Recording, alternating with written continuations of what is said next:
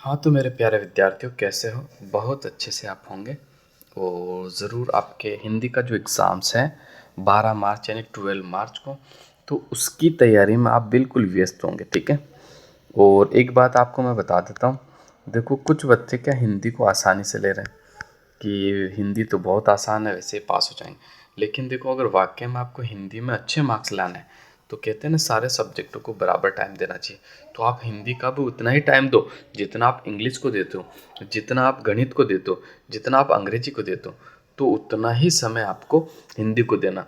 हिंदी एक scoring subject है, मानता हूँ आसान भी है, लेकिन अगर मानो आपके किसी सब्जेक्ट में 55 आ गए, हिंदी में आपके 65 आ गए, तो ये जो 5 नंबर 60 से ज़्यादा आए ना वो फर्स्ट डिवीजन बनाने में आपकी हेल्प करेंगे, ठीक है? इसलिए इसमें स्कोर अच्छा होने के लिए पास तो सभी हो जाएंगे। हिंदी अपनी मातृभाषा भी है, इजी लैंग्वेज भी, हिंदी में बहुत कम बच्चे फेल होते हैं। हाँ, जिन्हें पढ़ना और लिखना नहीं आता उसकी मैं नहीं कह सकता, बाकी फेल नहीं होते। तो मैं आपसे यही कहना चाहूँगा कि हिंदी को बराबर टाइम दो। इसको स्कोरिंग सब्जेक्ट है, इसमें ज़्यादा स्कोर करो। 75 नंबर, 80 नंबर, 85 नंबर, 90 नंबर तक आप ला सकते हो। तो इसीलिए इसको भी बराबर टाइम दो। ये जो समय दिया गया आपको, बिल्कुल 3-4 दिन का जो गैप दिया ना, ये पढ़ने के लिए दिया है। इसलिए वापस से अपनी पढ़ाई में लग जाए और अच्छे से अपनी तैयारी को करें आप। तो उसी कड़ी में देखो आज अपन जो चर्चा करने वाले हैं 2023 का जो हिंदी का पेपर कैसा हुआ था, उस हिंदी के पेपर में कौन से क्वेश्चन आपसे पूछे गए थे उनकी मैं चर्चा करने वाला हूँ। एक बार पेपर का पैटर्न देख लेना, सवाल नहीं बदलते, सवाल बिल्कुल नहीं बदलते, बस एक आध जो आपका चैप्टर है वो सिलेबस से कम हुआ, बाकी सेम सिलेबस आपका है ना, कोई दिक्कत आपको नहीं है। तो देखो मैं बता देता हूँ, वैसा सेम ऐसा कैसा ही पेपर आपका बनने वाला। खंड एच सबसे पहले जैसे आपका पैसेज जो आपका है गद्यांश पूछा जाएगा, ठीक है? 5 नंबर का गद्यांश होगा आपका, इसमें से सवाल पूछे जाएंगे आपके। उचित गद्यांश का शीर्षक दीजिए, पूरे गद्यांश को पढ़ के इसका शीर्षक आपको बताना है क्या है। जो शब्द बार बार रिपीट हुआ हो वही इसका शीर्षक होगा, आपको ध्यान रखना, जिसकी चर्चा ज़्यादा हुई इसके अंदर, ठीक है, वही इसका शीर्षक होगा आपका। क्लियर है? देखो जैसे इसमें बार बार भय के बारे में बात हुई है तो भय ही इसका आपका गद्यांश का उचित शीर्षक होगा, ठीक है? बाकी सारे एक देश दूसरे देश से भय के कारण हो गए, क्या हो गया, ठीक है? तो ये सारा आपको देखना, सबल निर्बल, ठीक है? तो ये देखो, ये पूरे पैसेज में से ढूंढ के उत्तर देना।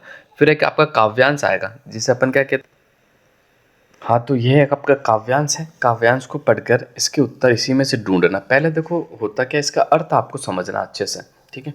किंतु ये झंझट है भारी, युद्ध से तर संसार बना, इसका पूरा मतलब आपको समझना।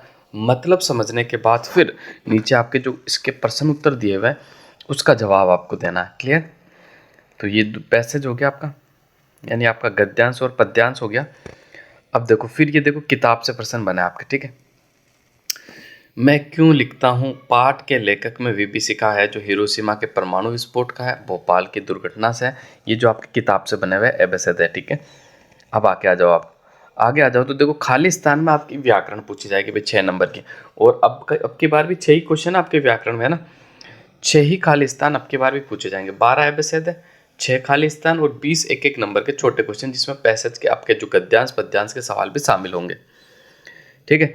प्राय गुण दोष अवस्था व्यापार अमूर्त भाव क्रिया संज्ञा के अंतर्गत आते हैं, ठीक है? ये सारे बताना कौन सी संज्ञा के अंतर्गत आते हैं, तो वो भाववाचक संज्ञा। तो ये पूरी ग्रामर देख लो आप, किस तरह से ग्रामर पूछा गया, ठीक है? इस तरह का ग्रामर पूछा गया। हिंदी भाषा मुख्यतः कितने उपसर्ग होते हैं? 22 उपसर्ग होते हैं, ठीक है? वे प्रत्यय जो धातु क्रिया के अंत में लगकर नए शब्दों की रचना करते हैं उन्हें क्या कहते हैं? कृत प्रत्यय कहते हैं। भाई इसका जवाब बहुत कम बच्चों को पता होगा। कृत, कृत प्रत्यय क्या कहते हैं भाई? कृत प्रत्यय कहते हैं, ठीक है? एक तद्धित प्रत्यय होता है, कृत प्रत्यय होता है। इसके बाद आगे आ जाओ, देखो यण संधि को उदाहरण सहित समझाइए, ठीक है? दिगु और द्वंद्व समास में क्या अंतर है? कीचड़ उछालना, मुहावरा और लोकोक्ति रट लेना आप, सो उसी में से।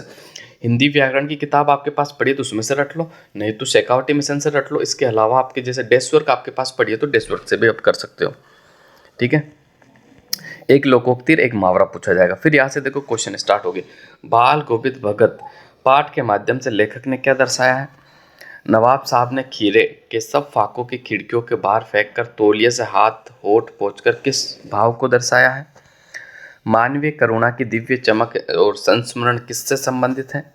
एक कहानी ये भी है, मन्नू भंडारी किस किस के प्रभाव से अधिक उभर कर आया है?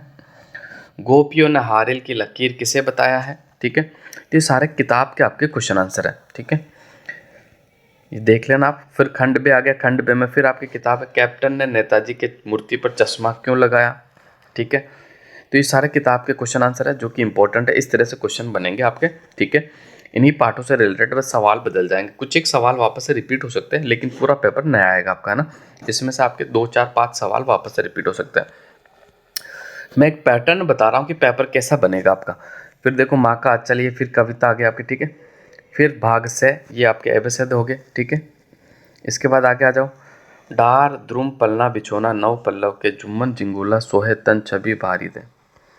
इसके बाद आगे आ जाओ, लेखक महावीर प्रसाद, और ये बड़े वाले क्वेश्चन आ गए आपके, ठीक है। इसके बाद देखो 3 नंबर वाला 60 सीमा वाला, फिर निबंध आ गया आपका, जीवन में शिक्षा का महत्व, वैश्विक महंगाई, स्वस्थ जीवन का सुख का आधार, ठीक है, मेरा प्रिय कवि। फिर आपका एक तो प्रार्थना पत्र है और एक पत्र है, दोनों में से जो आपको आसान लगता हो, प्रार्थना पत्र या पत्र, दोनों में से एक करना है। फिर आपका विज्ञापन आ जाएगा, ठीक है, 2 विज्ञापन आपको दिए हुए, दोनों में से जो आप बढ़िया कर सकते हो वो आप कर सकते हो। तो बस इतना ही पेपर था आपका, ठीक है। ये पेपर मैंने पूरा कंप्लीट बता दिया आपका।